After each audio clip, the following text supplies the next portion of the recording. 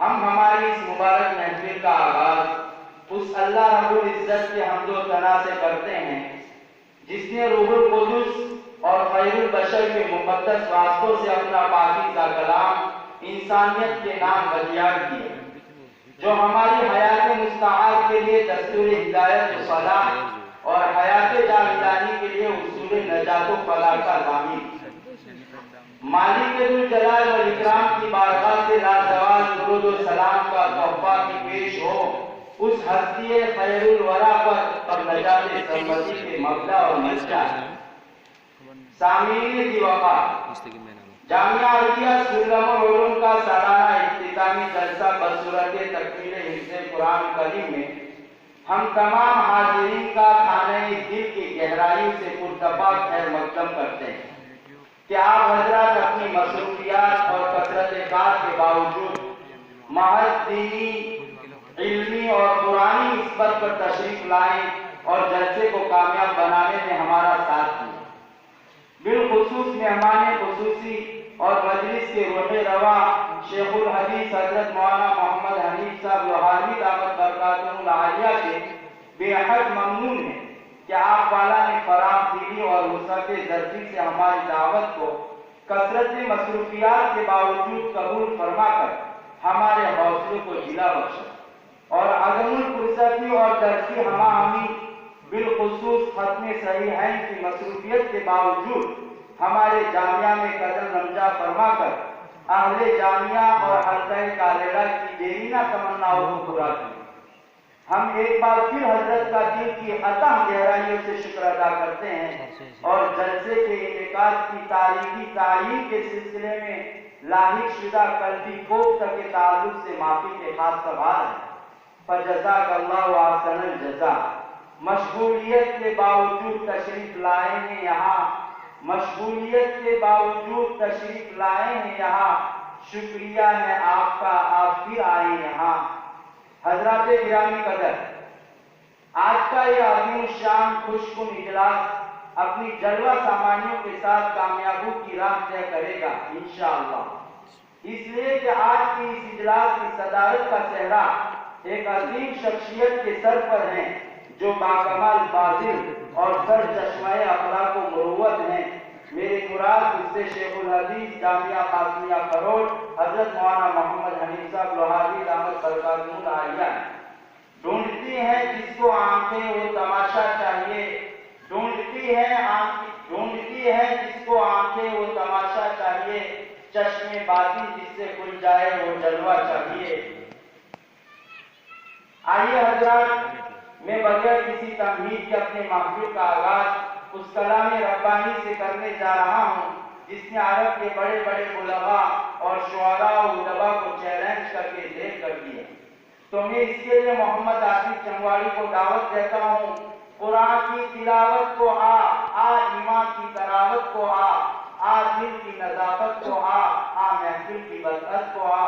وہ آئیں اور تلاوت سے مجلس کا آغاز کریں۔ قرآن کی تلاوت سے آغاز ہو محفل کا، اس نور سے پا جائے ہم راستہ منزل کا۔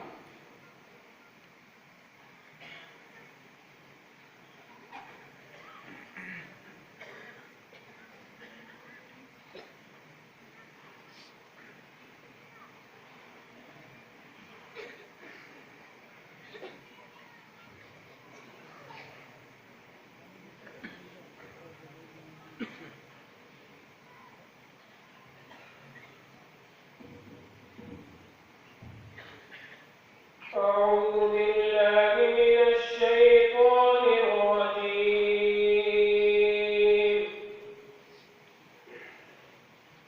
بسم الله الرحمن الرحيم.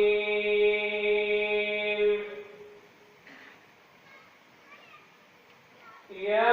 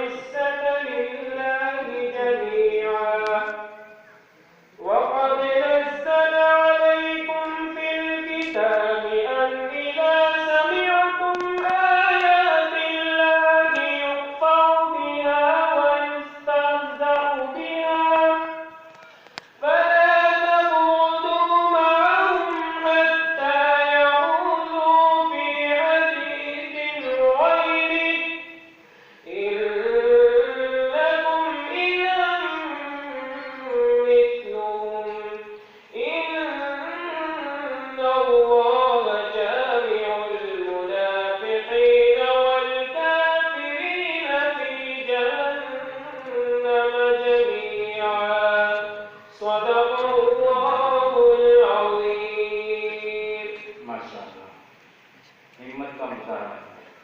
اپنی تلاوت کے بعد شان نبی اور شان خلفاء میں اظہار عقیدت و محبت پیش کرنے کے